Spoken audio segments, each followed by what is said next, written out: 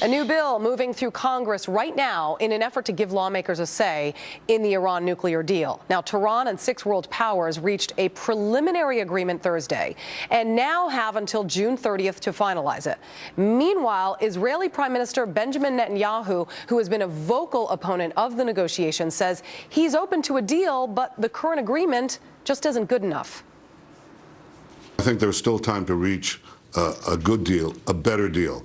And I think what is required is to hold firm, to increase the pressures until a better deal is achieved, one that significantly rolls back Iran's nuclear infrastructure, and one that doesn't lift the restrictions on Iran's nuclear program, until they stop their aggression in the region. The Fox News political insiders are here, and you can join the conversation on our Fox News social media pages and tweet me at Julie Banderas. John LeBoutelier, former Republican congressman for New York, Pat Caddell, a former pollster for President Jimmy Carter and Fox News contributor, and Doug Schoen, former pollster for President Bill Clinton and a Fox News contributor as well. Gentlemen, great to see you again. Great to see you, Julie. We just got this in. President Obama spoke with the New York Times regarding Benjamin Netanyahu's concerns, as we just heard there, and the United States' concerns and Congress's concerns over perhaps his alienating Israel. And here is what he says. I would consider it to be a failure on my part, a fundamental failure of my presidency, if on my watch or as a consequence of the work that I've done, Israel was rendered more vulnerable. And I think that's not just a strategic failure. I think it would be a moral failure. Doug, let me start with you. Are we failing Israel by signing the deal that is currently on the table? Well, it certainly seems to me that that's a real possibility, Julie. Look, President Obama is expressing sentiments that I'm sure all Americans share or should share.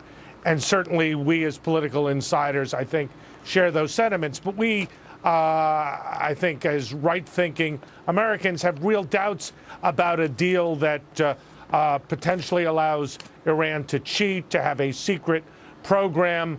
They have themselves in the past cheated, and candidly, we're in a position that, as the Prime Minister suggested in the soundbite you played, they have not renounced terrorism, they've not renounced their own commitment to destroy Israel, nor have they stood down from doing work against our interests in the region and around the world. So I think there's much for Israel to be worried about in the deal. The words from the president are reassuring, but they're only words. John, this is a preliminary deal. Many would call it a quasi-deal, if any deal. I mean, really, because it plays in the favor of Iran. I mean, it would limit Iran from enriching uranium. It would allow inspectors to have vast access to its nuclear facilities for the next 15 years. However, it allows some 5,000 centrifuges to remain open when originally they had talked about a couple hundred.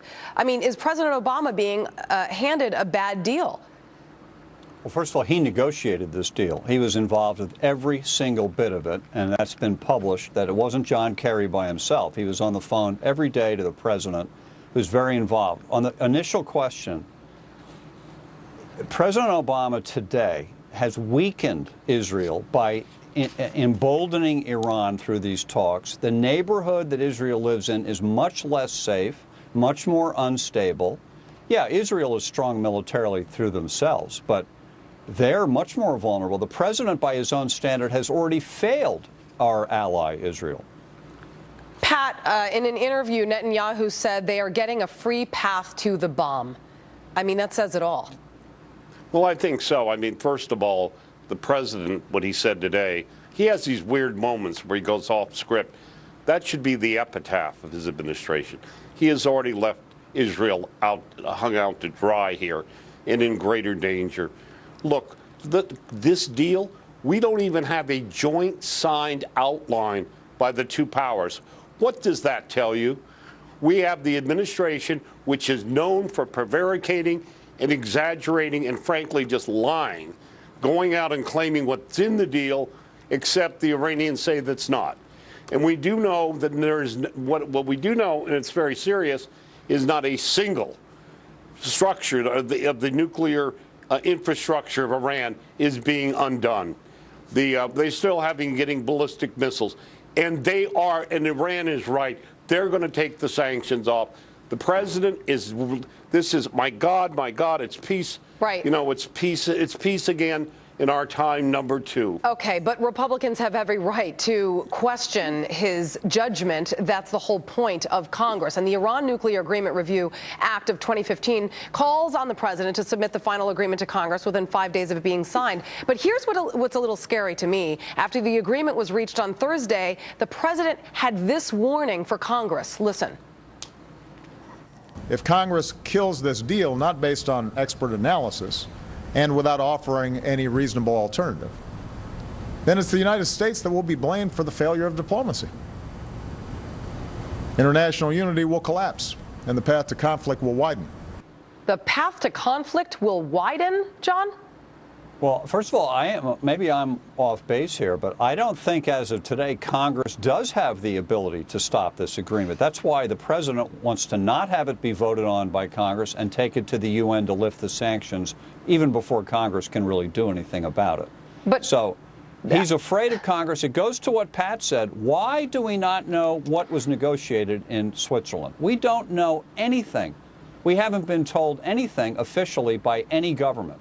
I mean, we have 6 governments on our side and the Iranians, so that's 7 governments and the EU, and nobody has told us one thing that's officially in this agreement. Why not? But we do know who won, John, because we can see it in the streets of Tehran. Yeah. We hear it from Hamas, and you can see it by the silence of our Arab Gulf allies, France, and others who look at this and go, oh my gosh, it is as Churchill said, and we have only taken the first sip of a cup.